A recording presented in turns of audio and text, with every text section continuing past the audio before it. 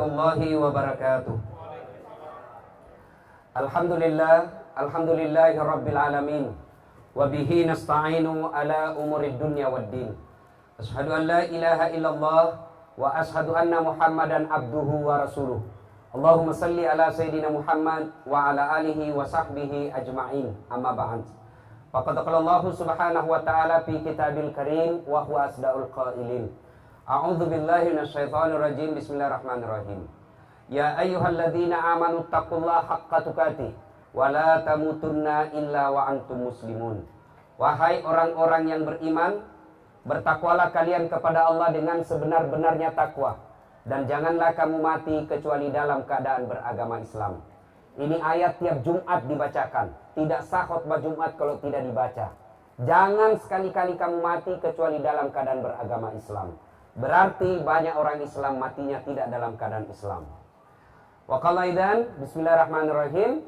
Ya ayyuhalladzina amanu dukhulu fis silmi kaffatan wa la tattabi'u khutuwatis syaitan innahu lakum adu mubin. Wahai orang-orang yang beriman, masuklah engkau ke dalam Islam secara sempurna. Jangan Islam pencitraan, jangan Islam karena mau pilkada. Tuh kalau mau pilkada ini politisi langsung penampilannya kayak ustadz. Pakai gamis, pakai songkok, pakai serban, pegang tasbih, pasang foto 4x6. Setiap jalan. Begitu disuruh mengaji, tidak tahu ngaji. Nah, ini Islam pencitraan. Kata Allah, wala tattabi'u khutuwatis syaitan. Jangan Islam seperti itu. Wala tattabi'u khutuwatis syaitan, dan janganlah engkau ikuti langkah-langkah setan, karena sesungguhnya setan itu musuh yang nyata bagi kalian. Kira-kira kalau saya ceramah jelang buka begini, ada enggak setan di tengah-tengah kita? Ada? Ada. Bukan pocong, bukan popok, bukan parakang. Tapi apa setan yang ada di tengah-tengah kita bentuknya handphone. Orang sudah ceramah masih menggesek. Simpan saya dulu itu HP. Katanya mau dengar ceramah, mak download ji. Ada tuh itu mas selfie. Ya orang sudah ceramah selfie jina geso. Tomato kajili-jili.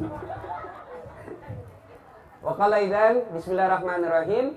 Innallaha wa malaikatahu yusalluna 'alan nabi ya ayyuhalladzina amanu sallu alaihi wa sallimu taslima. Sesungguhnya Allah dan para malaikatnya bersalawat kepada Rasulullah Muhammad sallallahu alaihi wasallam, maka wahai orang-orang yang beriman, bersalawatlah kalian kepada Rasulullah dengan sebaik-baik salawat. Shadaqallahul adzim, maha benar Allah dengan segala firman-Nya. Ibu bapak, saudara-saudara sekalian teristimewa yang kita muliakan, tuan rumah pada hari ini Bapak Komisaris Besar Polisi Awal Khairuddin, yang insya Allah dimuliakan dan dirahmati oleh Allah Subhanahu wa Ta'ala. Dalam setahun Allah ciptakan 12 bulan. Dalam 12 bulan Allah hadirkan 1 bulan penghapus dosa. Bulan Ramadan. Ramadan itu kalau bahasa Arabnya bisa bermakna 9, ya. Karena ibu-ibu, Ramadan itu bulan ke-9 Hijriah. Bulan ke-9 menurut kalender Islam. Ya. Ramadan juga berarti membakar. Jadi Ramadan ini kalau ditarik ke akar katanya, bahasa Arab artinya membakar. Apa yang dibakar bukan sampah, apa yang dibakar bukan kotoran, tapi apa yang dibakar? Dosa. Seolah-olah Allah ingin berkata kepada kita, Das'ad, Pak Andre, 11 bulan kau lupa kak, 11 bulan kau kajili-jili, 11 bulan kau panrasu-rasu. Wala ta'iasu min rauhillah. Ajakmu peturenu, jangan putus asa. Saya hadirkan kau 1 bulan untuk menghapus 11 bulan dosa-dosamu itu. Apa itu? Bulan suci Ramadan. Maka merugi mereka yang menghadapi, mendapati bulan suci Ramadan, dikasih umur yang panjang, lalu dia tidak pakai ini sebaik-baiknya. Bulan penghapus dosa. Tanya sama mahasiswaku di Unhas, Ustaz, Ramadan ini kan bulan penghapus dosa. Apakah Ramadan otomatis menghapus dosa tak?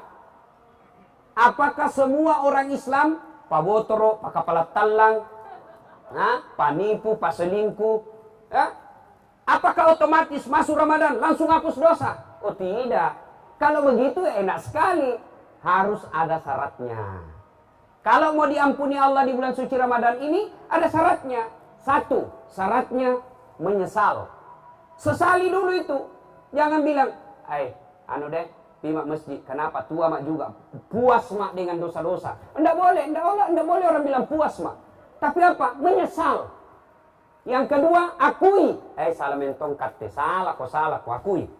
Yang ketiga, tidak mengulang. Ini yang banyak dilanggar. Yang selalu saya istilahkan tobat ibu hamil. Coba itu ibu hamil kalau melahirkan. Tobat-tobat itu. Tobat mati ya mak. Terakhir ini. Tidak mau lagi hamil. 5 bulan kemudian. Hamil bisa deh. Kan sudah ditobat. Ya. Yang ketiga, tidak mengulang. Makanya dalam doa kita minta. Rabbana la tusik qulubana ba'da is hadaitana wa hab lana min ladunka rahmah. Ya Allah, jangan engkau palingkan hati hamba, jangan engkau sesatkan hati hamba setelah engkau berikan hidayah. Karena tanpa hidayah, tanpa pertolongan Allah, hari ini kita tobat, besok ulang. Tobat, ulang lagi. Nabi bilang malaikat, iyo kenapa? Cobi-cobi kau mati pak kau belender kau cilaka. Tobat, jangan diulang. Ya. Yang keempat, ganti dengan kebaikan. Kalau bapak ibu soal ulang, jangan juga putus asa. Ada anak muda datang sama Nabi, ya Rasulullah banyak sekali dosaku, saya pembuat dosa. Nabi lalu bersabda, kau bertobat. Tapi kuulang lagi. Nabi bilang, tobat kau lagi. Tapi kuulangi lagi. Nabi bilang, tobat kau lagi, kata Nabi. Kuulang lagi, tobat lagi, sampai 4 kali. Lalu anak muda berkata, kalau begitu Nabi, banyak itu dosaku. Nabi lalu tersenyum dan bersabda, dosamu besar, tapi ampunan Allah jauh lebih besar.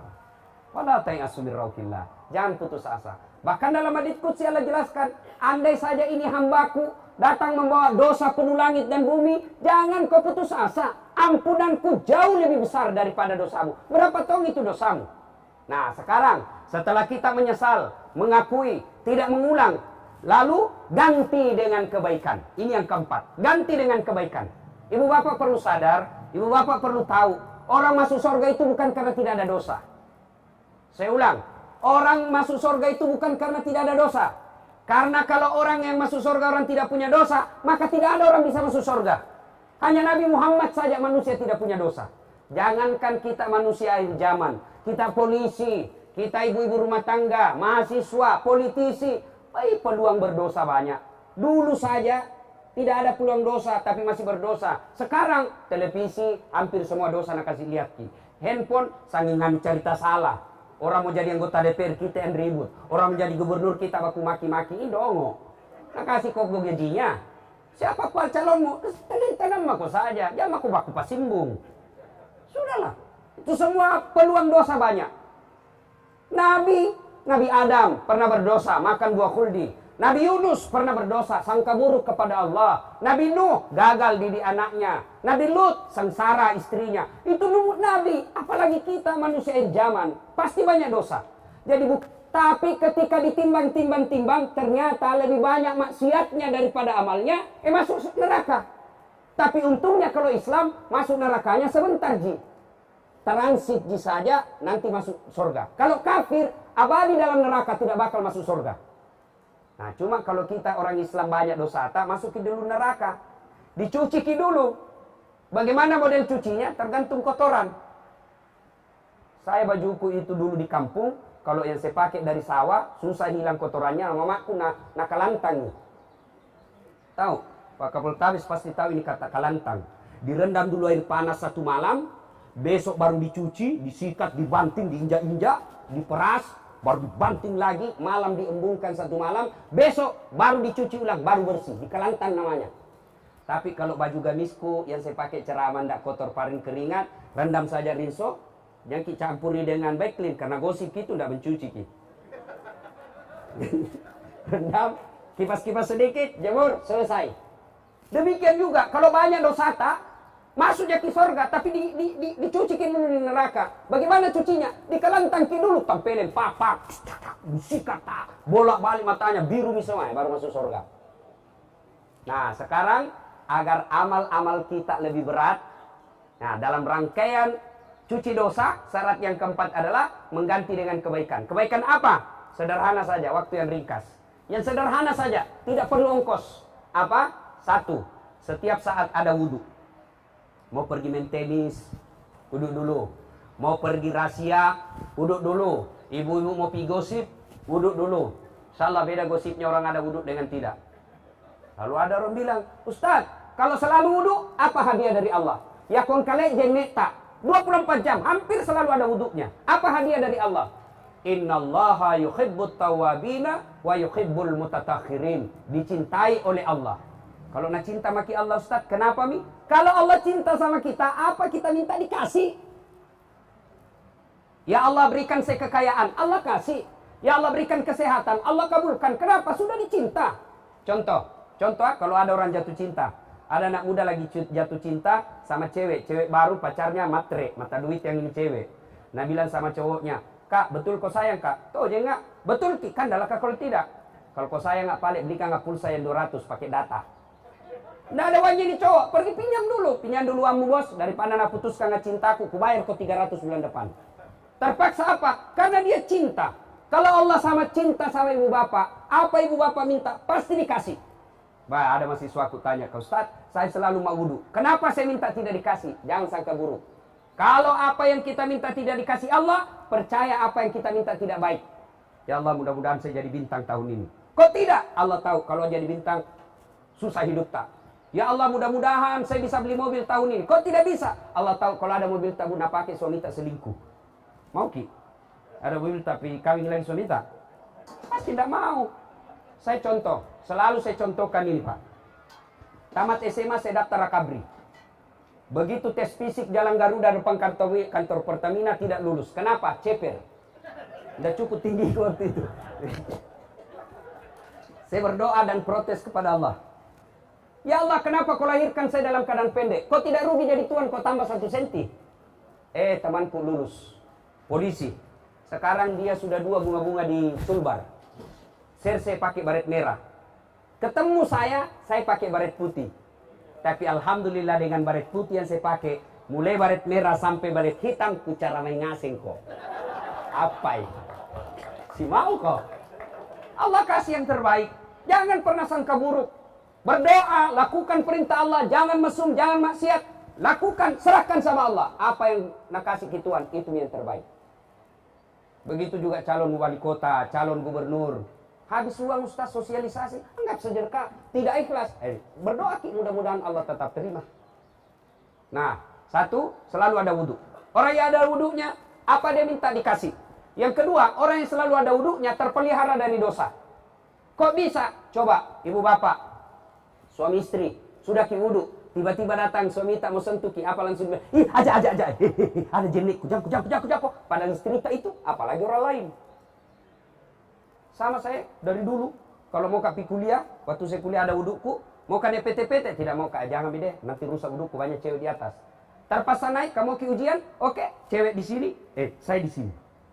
Begitu rem, selalu kak waspada. Begitu sopir rem mendadak, ku pegang itu besi berputahan. Kenapa? Ada wudukku, nggak mau rusak wudukku, terpelihara saja dosa. Tapi coba kalau tidak ada wudukku, belum pi di rem jatuh memang mak, kasampatan. Orang ada wuduknya, terpelihara dari dosa. Tapi kalau majelis taklim usia 50-60, saya jabat tangan. Apalagi minyak gosok, aman. Tidak mungkin saya nafsu sama ibu-ibu. Tidak tahu nih kalau dia nafsu sama saya, urusannya. Yang ketiga, orang yang selalu ada wuduknya, insya Allah peluang mati suci besar. Ajal ini kita tidak tahu.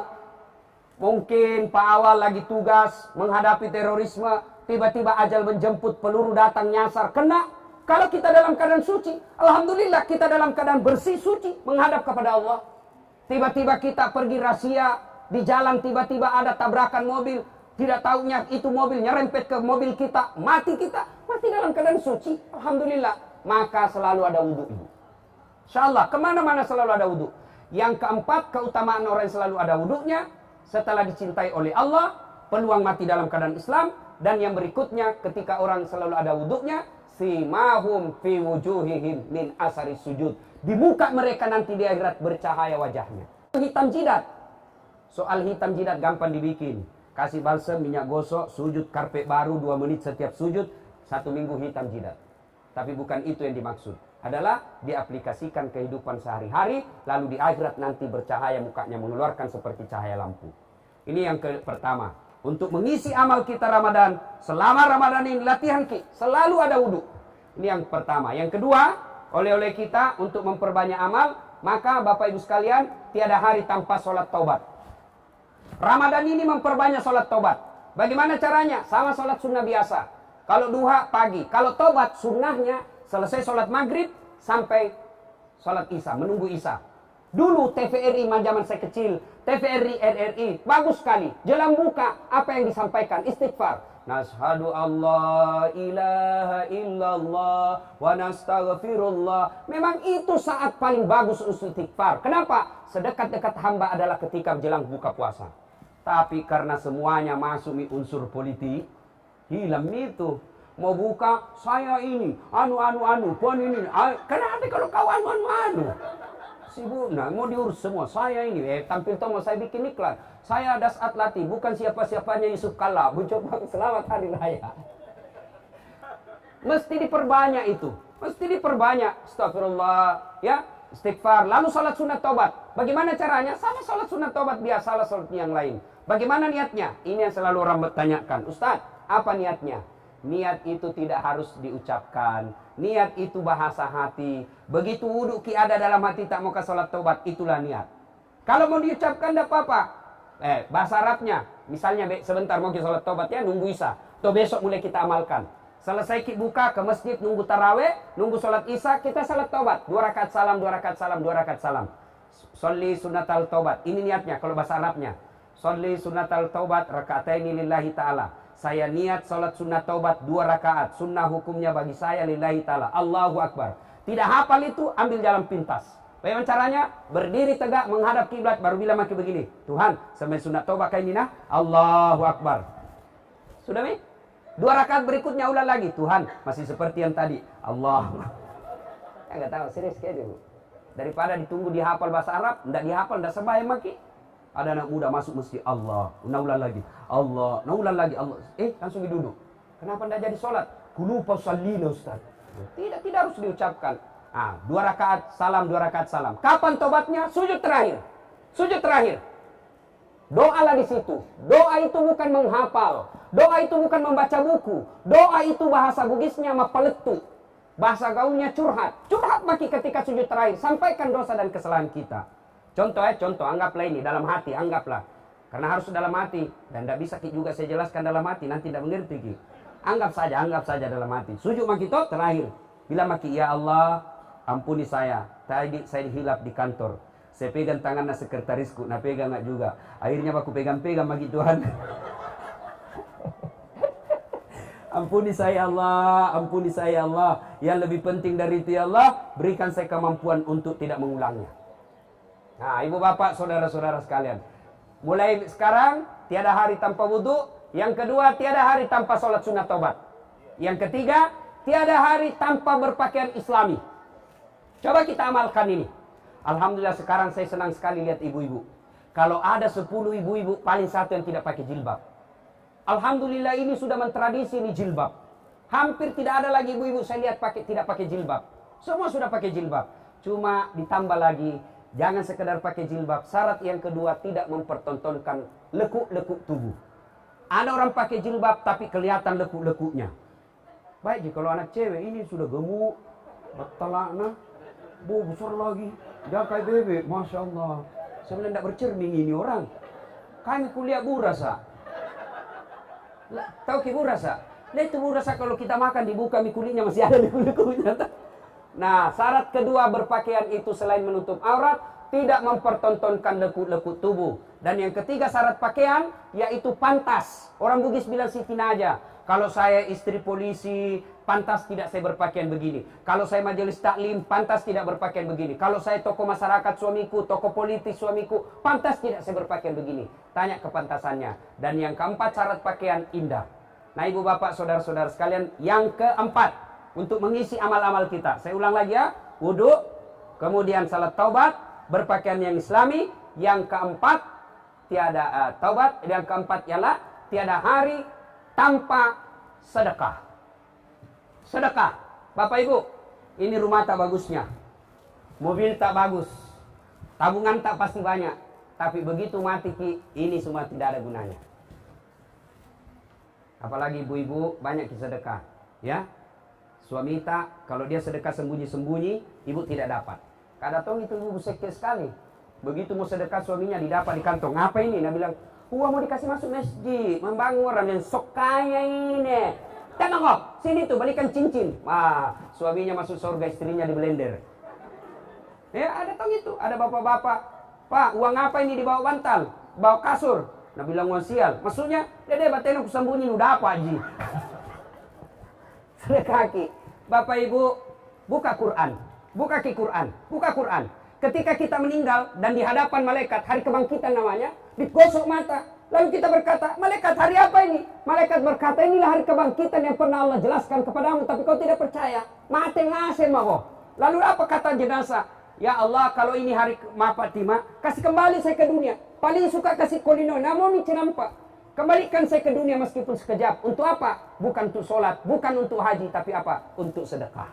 Bapak, saudara-saudara sekalian, Papa buka seperti ini, alhamdulillah sedekah. Pak awal Papa buka saya, meskipun tidak mengurangi pahala saya, pahala yang didapat Pak awal sama pahalanya orang yang berbuka puasa. Maka kalau kita tidak bisa puasa Senin Kamis, kasih buka orang puasa, dapat pahala puasanya orang-orang yang berbuka. Bu Bapak, inilah tausiah kita. Terima kasih Pak awal yang mengundang saya. Saya berdoa mudah-mudahan Bapak bisa menjadi jenderal pada tahun akan datang, supaya kita bangga-bangga tong kodong. Disimpan kartu nama saya, ada tong ini foto ku sama Pak awal ya.